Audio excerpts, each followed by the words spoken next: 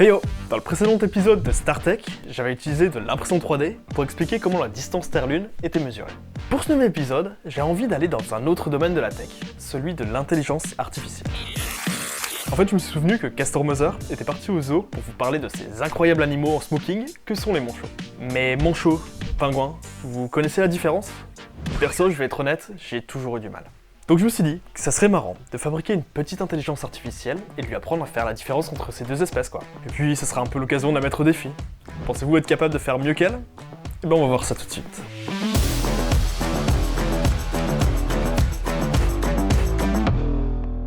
Avant de commencer, je vais nous donner un petit coup de pouce. Ouais, si on va avoir une chance de battre notre intelligence artificielle, il faudra déjà qu'on en apprenne un peu plus sur la différence entre manchot et pingouin. Pour nous éclairer, je vais donc faire appel à Castor Moser, notre spécialiste des animaux sur String Theory.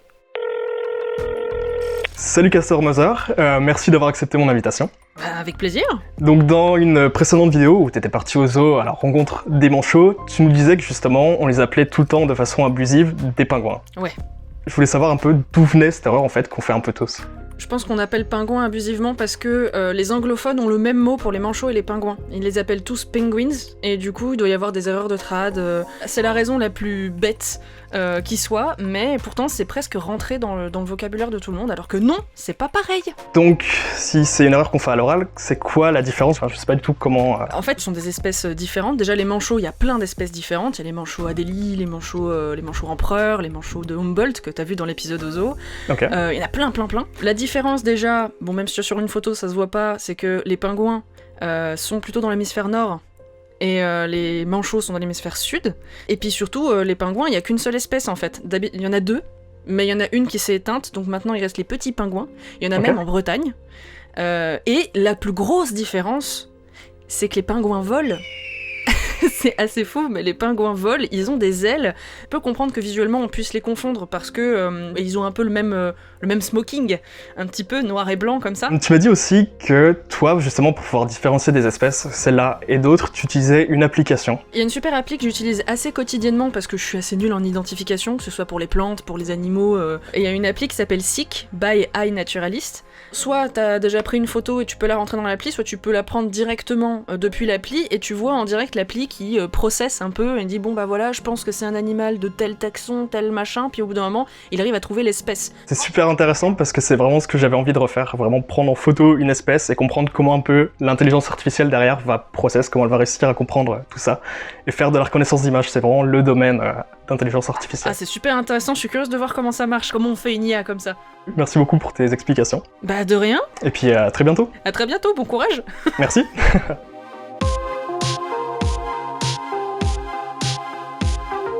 Bon, il est temps de parler d'intelligence artificielle.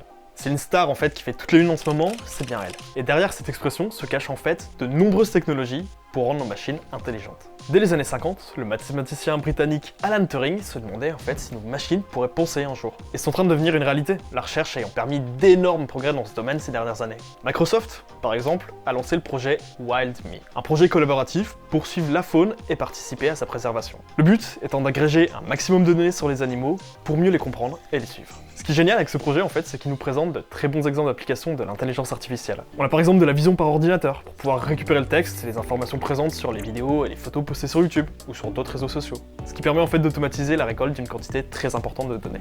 On a aussi la détection, permettant de localiser un ou des animaux sur une photo, et de déterminer leur espèce de façon automatique. Et enfin, on a de l'identification, pour trouver des caractéristiques uniques sur les individus, comme des taches sur un léopard, la forme de la queue d'une baleine par exemple, ou son cri qui est vraiment unique. L'idée étant de pouvoir suivre les animaux individuellement, en les repérant dans la gigantesque quantité de données qui est disponible sur internet. Et voilà, avec tout ça, on va pouvoir prédire les déplacements des animaux, comprendre leurs interactions sociales ou le comportement d'une population. Bref, l'intelligence artificielle, ou IA, qu'on l'abrège souvent, peut prendre plein de formes. Et la reconnaissance d'images, justement, dans cet exemple-là, c'est vraiment un domaine très populaire. Et c'est exactement ça qu'on va essayer de recréer aujourd'hui pour mieux comprendre comment ça marche. Allez, il est temps de passer au projet. Alors attention, cette partie ne sera qu'une introduction. Je vais montrer les grands principes et vous montrer comment fonctionne tout ça, mais l'intelligence artificielle et la data sont des domaines très complexes. Bon, on pourrait se dire qu'il est facile de reconnaître un manchot, que c'est un animal qui tient verticalement, avec un bec, un dos noir, un ventre blanc. C'est quelque chose de très logique qu'on fait humainement en fait. Et pendant longtemps, c'est comme ça que fonctionnait la reconnaissance d'image. On donnait à un ordinateur des caractéristiques à reconnaître. Mais c'est limité, hein. Si notre manchot prend une forme bizarre, par exemple en se mettant sur le ventre, est-ce que ça marche toujours aussi bien? Il a donc bien fallu améliorer ce principe. Et c'est à ce moment-là qu'on s'est demandé si nos ordinateurs ne pourraient pas apprendre par eux-mêmes. Après tout, on n'a jamais dit à un enfant qu'un manchot ça avait ses caractéristiques. On lui a juste dit que c'en était un, et à force, il a appris à le reconnaître. Pourquoi est-ce qu'on pourrait pas faire pareil avec un ordinateur? Le principe qu'on va utiliser est assez simple à expliquer. On va présenter des images à notre intelligence artificielle et lui dire « Tiens, ceci est un manchot. Tiens, ceci est un pingouin. » Et comme un bon élève, notre ordinateur va apprendre petit à petit par lui-même. Et quand il aura vu suffisamment de données, il deviendra capable d'extrapoler. C'est-à-dire que quand on lui présentera des données inconnues, des images qu'il ne connaît pas jusque-là, il arrivera quand même à les reconnaître. Tout ce principe que je viens de décrire, c'est le machine learning, ou apprentissage automatique, en bon français. Première étape, j'ai donc fait le tour d'internet pour trouver des images de manchots et de pingouins que j'ai soigneusement rangées dans 2 dossiers. Un dossier par type d'espèce. Des catégories qu'on va essayer de distinguer comme ça, on appelle ça des classes. Alors pour pouvoir faire tout ce que je vais vous montrer là, il faut bien sûr comprendre le principe, mais il faut avant tout savoir utiliser les bons outils et faire pas mal de code. Aujourd'hui, j'ai utilisé en particulier un outil nommé TensorFlow, qui va rendre tout ça beaucoup plus facile. Au total, il va falloir à peu près 200 lignes de code pour pouvoir faire ce projet. Je commence donc par charger toutes nos images dans TensorFlow en créant une classe manchot pour nos amis en smoking et une classe pingouin. Puis je formate correctement les images, notamment en les normalisant, c'est-à-dire en les mettant au même format et même taille, 224 pixels par 224 pixels. Récolter puis préparer les données comme ça représente en fait une bonne partie du travail. Comme je donne à l'ordinateur des photos préparées en précisant ce qu'il y a sur chacune, on parle d'apprentissage supervisé. Plus on a de données pour l'apprentissage, mieux c'est. C'est notamment pour ça qu'on a pu améliorer nos intelligences artificielles avec Internet, avec l'arrivée d'une quantité phénoménale d'informations. On parle en fait aujourd'hui de Big Data. Et c'est bien beau de donner toutes ces images, mais nous on a un cerveau pour apprendre. Comment est-ce qu'on fait avec des machines? Eh bien en fait, en nous copiant, en utilisant ce qu'on appelle des neurones artificiels. Si on simplifie le principe, un neurone c'est quelque chose qui reçoit des informations en entrée, puis fait un calcul et renvoie un signal en sortie. Mais un neurone comme ça tout seul, on peut pas en faire grand chose. Par contre, on peut connecter plusieurs neurones ensemble, les sorties d'un neurone devenant les entrées des suivants. Et voilà, juste comme ça, le signal peut se propager de neurone en neurone. Alors par contre, hors de question de laisser le neurone comme ça s'organiser n'importe comment et s'en mêler comme des fils d'écouteurs dans une poche. Non, on a appris à organiser ces neurones artificiels de façon logique, souvent en couches successives. Et en faisant des connexions logiques et successives comme ça, on finit par avoir le cerveau de notre intelligence artificielle. D'un côté, on donnera une image en entrée, et de l'autre, on obtiendra le nom de ce qu'il y a sur l'image en sortie. Plus on a de neurones organisés en couches, plus notre réseau de neurones va être complexe. Mais ça devient aussi plus dur de lui faire apprendre des choses, forcément. En améliorant nos méthodes, on a fini par utiliser ces réseaux de neurones avec beaucoup de couches. On parle en fait de profondeur. Ce qui a donné le nom de la méthode qu'on utilise aujourd'hui, le Deep Learning, l'apprentissage profond. Pour vous donner un ordre d'idée, juste comme ça, certaines puces qu'on utilise aujourd'hui pour faire de l'intelligence artificielle utilisent maintenant quelques millions de neurones reliés par quelques milliards de connexions.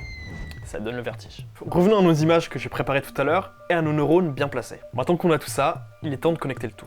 Alors, entraîner des neurones comme ça, à partir de zéro avec des images, c'est pas ce qui est le plus optimisé. Heureusement, il existe des modèles déjà prêts et dédiés à la reconnaissance d'images. C'est-à-dire qu'on a des neurones déjà préparés pour reconnaître des photos assez générales. On va simplement continuer à les faire apprendre avec nos propres images. Je prends donc un réseau de neurones existant et je rajoute quelques couches manquantes, qui serviront à reconnaître en fait les caractéristiques de notre image. J'assemble le tout, je compile tout ça, et c'est prêt. Maintenant qu'on a tout assemblé, qu'on a préparé nos neurones et qu'on a nos images, on va pouvoir lancer l'apprentissage.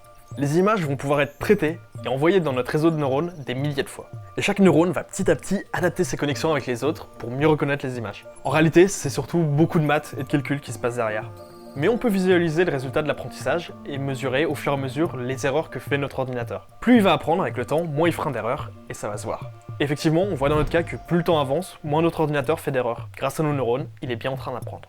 Ce qui est génial avec tout ça en fait, c'est qu'une fois que nos neurones artificiels sont bien réglés, on va pouvoir les utiliser n'importe où. On dit que notre modèle est entraîné, et quand je dis qu'on peut l'utiliser n'importe où, ça sera surtout dans mon téléphone. Ouais, rien que pour vous, j'ai créé une petite application dédiée. Comme ça on va pouvoir prendre des photos qui seront envoyées à notre intelligence artificielle, et mon écran affichera qu'est-ce qu'il pense reconnaître. Bref, est-ce que mon IA va fonctionner correctement? Est-ce que vous serez meilleur qu'elle? C'est l'heure du test, c'est parti.